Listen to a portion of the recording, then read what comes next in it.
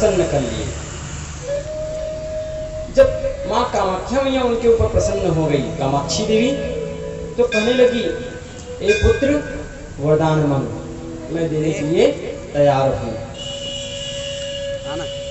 तब ये जो भौमासुर है, नरकासुर, वो कहने लगे, ए मैया, यदि आप मुझ पर प्रसन्न हैं तो आप मुझे वरदान दीजिए कि मैं अमर हो जाऊं। ये असुर लोग अमरता का ही वरदान मांगे हैं। अभी तक जितने भी असुरों के बारे में बताएं, क्या बताएंगे? अमर होने की बात। असुर लोग अमरता का वरदान मांगते हैं और मनुष्य लोग अमीरता का। रूपम देहि जयम धनम देहि, है ना? असुर लोग अमरता का वरदान मांगते हैं और मनुष्य लोग अमीरता के, अमीर हो जाएंगे। क्या करेंगे? ठीक है, तो कामाक्षी मैया प्रसन्न है, बोली, पुत्र अमर हो जाओगे, लेकिन इनके लिए तुम्हें तंत्र क्रिया करना पड़ेगा। कौन सी तंत्र क्रिया? तुम्हें 20,000 स्त्रियों के साथ पानी ग्रहण करना पड़ेगा एक साथ, और उनको तंत्र के साथ बलि दे दो, अमर हो जाओगे। तंत्र शास्त्र में बताएगा।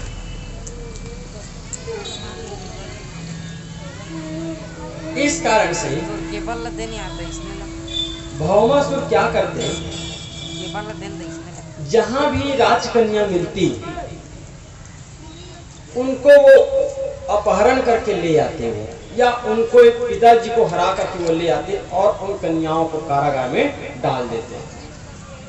जैसे ही उन्हें 20,000 कन्या यदि होते तो उनके साथ वो एक साथ पानी ग्रहण करते, उनको बलि दे देते अमर होने के लिए।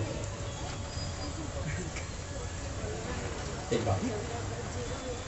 दूसरी बात यह है, ये पृथ्वी मैया के पुत्र है भौमासुर, भूमि का पुत्र होने के कारण भौम नाम पड़ा है। भौम देवता भी है और असुर भी है। भगवान शिव जी के श्वेत बिंदु जब पृथ्वी में गिरे, जिससे पृथ्वी गर्भवती हो गई थी, श्वेत बिंदु मतलब पसीना, भगवान शिव जी तपस्या कर रहे थे, तो उनके जब पसीना पृथ्वी में गिरे, इनसे पृथ्वी गर्भवती हो गई, जिनसे मंगल ग्रह की उत्पत्ति हुई। उज्जैन अंतिका में मंगल ग्रह की उत्पत्ति उसी से हुई है, वो देवता है।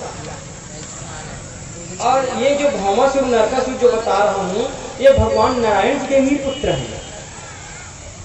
अब इनके पुत्र के बारे में समझिए। जब भगवान नारायण जी ने श्री श्वेत वराह का अवतार ग्रहण किए, उस समय क्या हुआ, पृथ्वी के उद्धार को किए, हिरण्याक्ष को मारे और पृथ्वी का उद्धार को किए। उसी समय जब पृथ्वी को सीधे कर रहे थे, तो भगवान के जो दांत है, बड़े बड़े दंत थे ना वराह भगवान, उनके दांत है पृथ्वी में गड़ गए, चुभ गए, और पृथ्वी क्या हो गई, गर्भवती हो गई। लेकिन जिस समय ये गर्भाधान संस्कार हुआ, गर्भाधान संस्कार जब पुरुष स्त्री को वीर्य का दान करते हैं, उनको कहते हैं गर्भाधान संस्कार। जब ये गर्भाधान संस्कार हुए, उस समय पृथ्वी मैया भगवान नारायण के समक्ष तो थी, भगवान के वीर्य को प्राप्त तो किए, लेकिन उसके मन जो है यह सोचने लग गई, कितना महाभयंकर महापराक्रमी हिरण्याक्ष था, भगवान को भी युद्ध करने पड़े। पृथ्वी जो है किनके बारे में सोचने लग गई थी, हिरण्याक्ष के बारे में। इस कारण से देवता के पुत्र होते हुए भी, नारायण के पुत्र होते हुए ये क्या बन गए थे, असुर बन गए थे, भौमासुर, नरकासुर इसी को कहते हैं। गर्भाधान संस्कार जैसे जैसे होते हैं ना, उसी के अनुरूप ही उनके संतान होते हैं। हमारे सनातन धर्म में 16 संस्कार होते हैं, उनमें से पहला संस्कार ही है गर्भाधान संस्कार।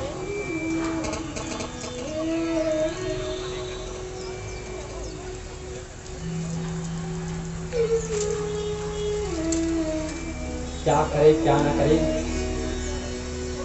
सब आचार खंड है जी।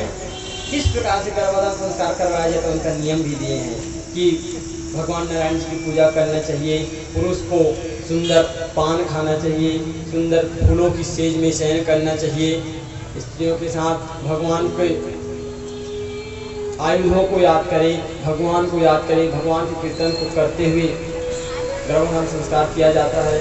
जिस समय उस समय स्त्री और पुरुष की जैसी मति होते हैं उसी के अनुरूप में उनके पुत्र उत्पन्न होते हैं।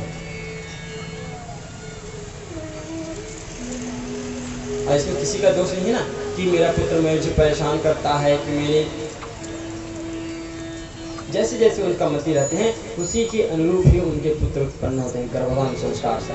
खैर नियम व्यथा को छोड़ते हैं, पहले कथा में आते हैं। कथा तो बहुत है, व्यथा क्या बताएं, सब जानते हो सास बहू के झगड़ा को, उनको क्या बताएं।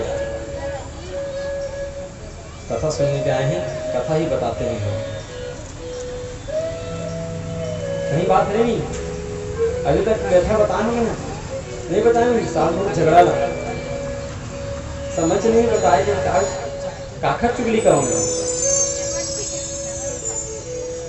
एक से एक चुगली करथन हो गए, भगवान की चुगली कर लेते हैं। चलो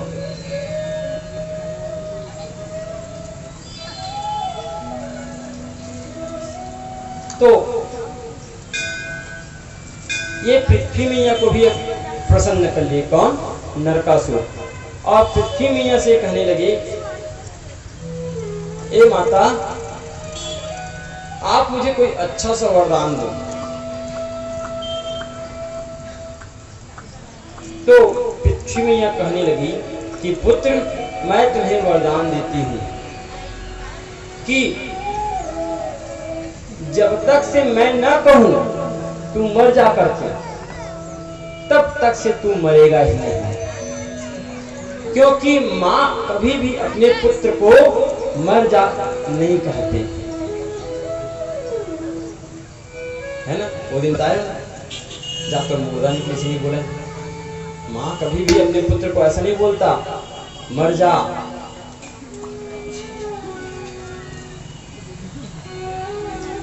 उनको ऐसे वरदान दिए थे। जब इंद्र महाराज आए, भगवान श्री श्याम सुंदर जी को कहने लगे कि ये जो भौमासुर है हम लोग उसको मारने में अक्षम हैं। क्यों? क्योंकि वो वरदानी है। पृथ्वी में उन्हें वरदान दिए हैं कि जब तक से मैं नहीं कहूं तब तक वो मरने वाले नहीं हैं। और ये भौमासुर उन्मत्त होकर के हमारे देवलोक में आक्रमण को किए, स्वर्गलोक में आक्रमण को किए और हम देवताओं को वो जीत लिए।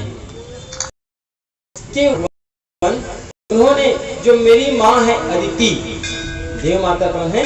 अदिति, इनके कुंडल को छीन लिए तिरस्कार करके। यदि तुम में दम है, तुम में बल है तो ये कुंडल तुम मुझसे ले जाना। और वरुण के छत्र को भी हरण कर लिए। वरुण के छत्र की खासियत क्या है? वो प्रतिदिन सोने की बारिश करते हैं। वरुण के छत्र, देव माता अदिति के कुंडल और वरुण के छत्र, इनको वो अपहरण कर लिए देवताओं को तिरस्कार करके। और उन्होंने यह कह दिए कि यदि तुम लोगों में हिम्मत है तो ये देव माता अदिति के कुंडल को और वरुण के छत्र को मेरे से ले जाना, मुझको जीत करके ले जाना। तो हे भगवान, हम चाहते हैं कृपा करके आप मुझे ये कुंडल और छत्र दिलवा दीजिए। तब भगवान श्री श्याम सुंदर इंद्र बोले, ठीक है आप जाइए, मैं देखता हूं। तब भगवान श्री माधव जी सत्यभामा मैया को अपने साथ में रखे और चले कहां? प्राग ज्योतिषपुर। और जैसे ही प्राग ज्योतिषपुर में पहुंचे वैसे ही अपना पांचजन्य नाम के शंख को उद्घोषित किए, बजाएं।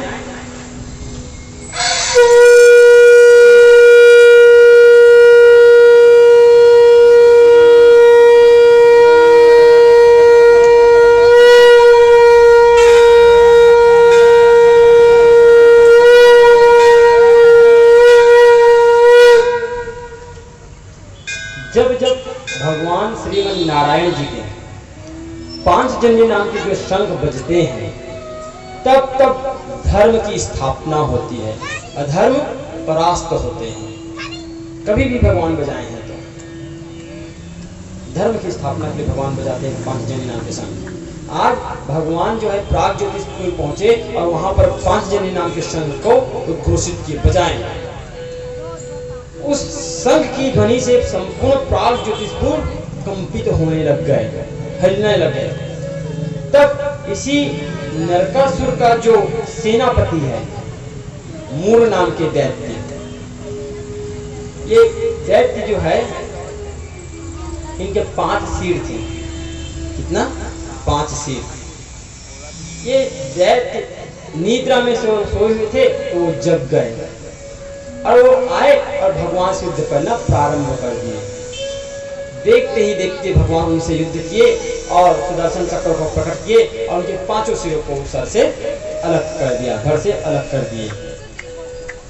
और भगवान का नाम क्या पड़ा? मुरारी। मूल नाम के जो दैत्य हैं उनके शत्रु होने के कारण, मूल नाम के दैत्य को मारने के कारण भगवान का क्या नाम पड़ गया? मुरारी। भगवान का नाम है ना मुरारी। श्री कृष्ण गोविंद हरे मुरारी, हे नाथ नारायण वासुदेव। मुरारी इसी कारण से नाम पड़ा है। उसके उपरांत जब अपने सेनापति को मरा पाए कौन? भौमासुर, तो स्वयं वो युद्ध करने के लिए आ गए। अब भगवान नारायण जी, श्री कृष्णचंद्र जी और भौमासुर दोनों के बीच में युद्ध होना प्रारंभ हो गए। यह क्या है? युद्ध घनघोर हो रहे हैं। इसमें भौमासुर का जो पक्ष है वो भारी होना प्रारंभ हो गए और भगवान श्री कृष्णचंद्र जी हारने लग गए। खेल खिला रहे हैं, भगवान लीला कर रहे हैं। इधर सत्यभामा मैया कहने लगे